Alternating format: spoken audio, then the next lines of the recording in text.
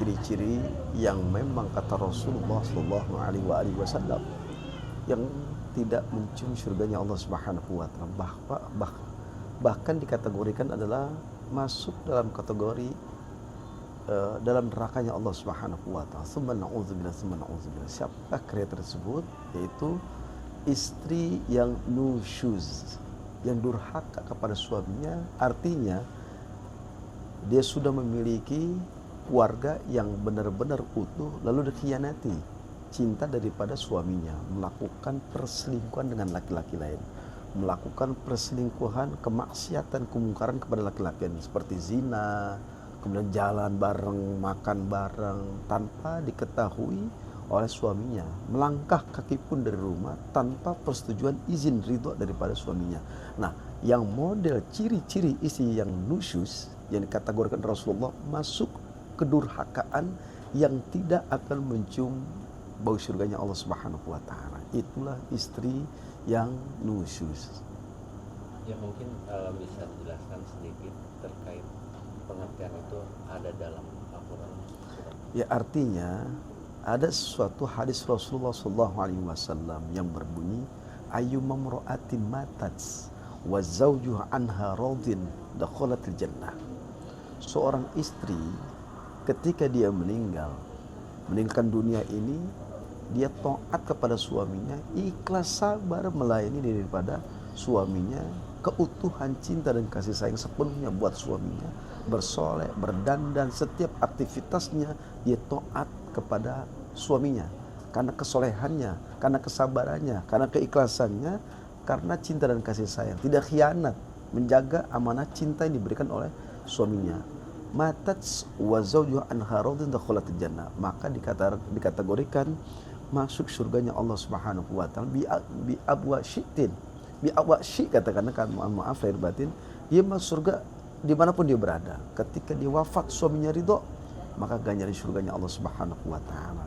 Dan dikategorikan orang yang seperti ini, istri yang seperti ini adalah sudah pasti ketika masuk alam barzah tanpa dihisab, masuk dalam surganya Allah Subhanahu Wa Taala tanpa dihisab. Inilah kategori orang atau istri yang soleha, yang berbakti, taat, tunduk kepada suaminya. Tapi sebaliknya, dalam hadis Rasulullah SAW, istri yang nusyus, maka penempatannya adalah neraka.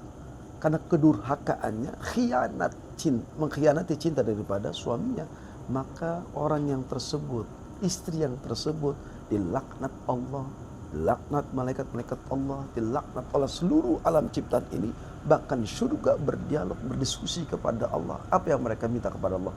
Masukkan istri yang nusyus kepada aku. Dan ini Sahih Bukhari Muslim. Oleh karena kita sebagai suami, maka lebih berhati-hati untuk memberikan nasihat, ruang daripada agar istri kita dia khianat kepada kita. Oleh karenanya banyak mengontrol, dimanapun dia berada harus komunikasi, jangan sampai ketika dia keluar rumah tanpa izin, nah nusyus tuh, hati-hati, dilaknat, keluarnya saja dilaknat, kembali saja dilaknat oleh Allah dan malaikat-malaikat Allah, kecuali dia bertobat kepada Allah. Tapi kan kalau kita melihat misalkan ketika suami juga tidak memenuhi keinginan istri atau ini, apakah istri juga wajar atau tidak sih melakukan hal yang lain gitu misalkan? Artinya ketika kita seorang istri maupun suami dan istri harus melihat, kalau bisa melihat sisi kelebihannya saja. Ya, karena kan manusia terbatas dengan kapasitasnya dalam ekonominya, kasih sayangnya mungkin dan seterusnya, sehingga ada sesuatu yang dilihat nilai kurang kepada suaminya. Ini yang banyak dilakukan oleh istri-istri yang nusyus. Karena nggak ada terima kasih, pendapatan suami sedikit, istri lebih banyak, akhirnya perselingkuhan yang terjadi karena akibat merasa tidak berkurang dalam nafkah. Nah, artinya kalau ini terjadi oleh para istri-istri yang tidak bersyukur, sedikit besar maupun nafkah yang diberikan oleh sang suami, hati-hati. Hati-hati kalau sudah langka sesuatu yang berakibat efek seorang yang nusyus, istri yang nusyus, maka bisa celaka di hadapan Allah Subhanahu wa Ta'ala. Setiap langkah aktivitasnya selalu bukan bentuk ibadah, tapi bala dan musibah, bahkan berdosa. Karena kekufuran dia tidak bersyukur kepada pemberian daripada suaminya, kecil maupun besar. Wajib seorang istri mensyukuri atas nikmat karunia anugerah rizki yang telah diberikan. Ketika seorang istri sudah tidak menemukan orang yang misalkan bisa cerita, Curhat. curhat, akhirnya memilih curhat ke orang lain, mungkin seperti itu. Ya, artinya ada suatu di dalam Al-Quran, Allah Subhanahu wa Ta'ala menyatakan dalam firman-Nya, Qulil mu'minina, sebentar Bang. Di dalam Al-Quran bahwasanya kewajiban seorang laki-laki yang beriman kepada Allah tertulis dalam Al-Quran. Apa kata Allah dalam statementnya? Akmalul mu'minina imanan ahsanuhum khuluqan wa khiyarukum linisaihim. Kewajiban laki-laki yang beriman kepada Allah yang paling romantis, paling harmonis kepada istrinya. Dan ini jadikan landasan pedoman bagi semua para suami agar lebih romantis dan harmonis kepada istrinya. Kalau seandainya tidak ada romantis, tidak ada keharmonisan rumah tangganya, maka dosa besar, zolim suami tersebut.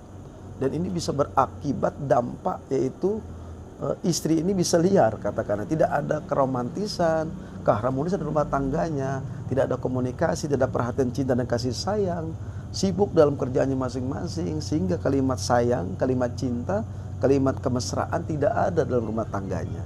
Dan akhirnya setan masuk, apa yang disebut? Setan dasim yang menghancurkan, memisahkan antara sepasang suami istri bercerai. Ini tugas daripada syaitan dasim. Hati-hati. Nah, kalau sudah ada langkah potensi kemaksiatan, karena tidak ada kemesraan, tidak ada keromantisan, tidak ada tegur sapa, sibuk dalam urusannya masing-masing, sehingga jarang ketemu. Dan ini bisa efek dampak kepada istri, karena tidak ada perhatian, penuh rasa cinta. Ini bisa mengakibatkan potensi dia cerita curhat kepada yang bukan mahram. Ketemu di hotel atau ketemu tempat makan, supaya menguraikan kisah cerita yang dialami, tidak ada kasih sayang kepada suami, dicurhat kepada laki-laki lain. Hukumnya haram, karena membuka aib daripada suaminya. Satu helai rambut saja dia menceritakan, apalagi kemesraan yang terjadi di kasur ceritakan, atau keburukan yang kekurangan daripada suami diceritakan. Tidak ada kemesraan, karena potensi ini adalah bisa dampak kepada istri karena kurangnya perhatian, cinta dan kasih sayang kepada suami terhadap dirinya. Dan kalau sudah dicurhat kepada orang lain, curhat kepada yang bukan mahram, apalagi dengan kategori yang memang dikagumi, sesuai cocok dicurhat lewat DM dan seterusnya, lewat media sosial. Dan akibatnya apa? Potensi untuk maksiat, perselingkuhan. Ini yang terjadi kepada istri yang kurang adanya perhatian daripada suaminya. Oleh karena kita sebagai suami, maka harus hendaknya memberikan romantis, keharmonisan, saling sapa, kalimat kasih cinta, kasih sayang terus ada. Begitu. Kalau menurut ajaran agama Islam sendiri, harusnya ketika menemukan hal, harusnya seperti apa yang dilakukan? Ya, ketika menemukan kemaksiatan dilakukan oleh seorang istri yang muhrim, ya, lalu dia dengan bertemu dengan laki yang bukan mahram, maka apa yang harus kita lakukan? Yang pertama adalah tegur, nasihati. Apakah itu saudara? Yang sampai kita ini membabi buta, artinya memfitnah, kemudian mempergoki, belum tentu dia maksiat. Tapi oke lah kalau dia keluar tanpa izin atau apa, ya kita maafin. Yang kecuali dia bermesraan, berpelukan, kena gap di hotel, ciuman aja kagak boleh. Nah, kalau udah seperti itu, apa yang harus kita lakukan? Ceraikan dia. Kalau sudah mencium, karena bagian daripada tubuh seorang istri itu sepenuhnya adalah kemuliaan hak kepada suaminya. Nah, ketika dia khianati cintanya, lalu semua badannya ini orang lain yang mengotorinya dengan najisnya dia. Dan wanita seperti ini artinya dilakukan di hotel dengan dia, apapun, ketika ketahuan ke gap katakanlah, maka apa kiatnya? Maka suami hendaknya dalam hadis Rasulullah ceraikan. menceraikan itu lebih baik. Kalau dipertahankan akan menjadi neraka. Kenapa? Dihantui sesuatu nilai salah dan akan membekas dalam cintanya karena khianat. Nah, inilah harus hati-hati. Ceraikan itu yang terbaik. Kalau seandainya istri melakukan sesuatu yang memang maksiat. Inilah kalimat nusyus kepada para wanita-wanita yang sudah bersuami. Tapi ketika seorang istri sudah tidak menemukan lagi tempat curhat yang ada keinginan, kalau menurut pandangan Islam harusnya seperti apa? Ya. Curhat itu fas'alu ahla dzikri in kuntum la ta'lamun. Maka carilah orang yang ahli dalam beragama sesuai dengan kapasitasnya.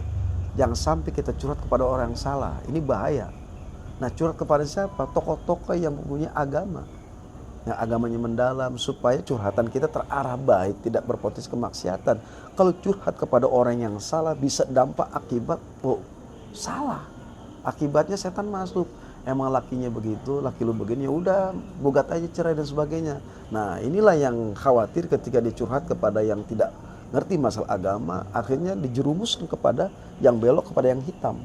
Tapi curhat kepada yang ahli agama seperti ustazah yang ahli dalam agama, pergilah supaya ada ketenangan jiwa, ada ketenangan dalam berpikir, ada ketenangan dalam hati, lalu bijak untuk langkah sesuatu apapun. Karena ad-din nasihat, agama kita adalah nasihat. Dan nasihat dari siapa? Dari Allah melalui Al-Quran dan hadis Rasulullah SAW.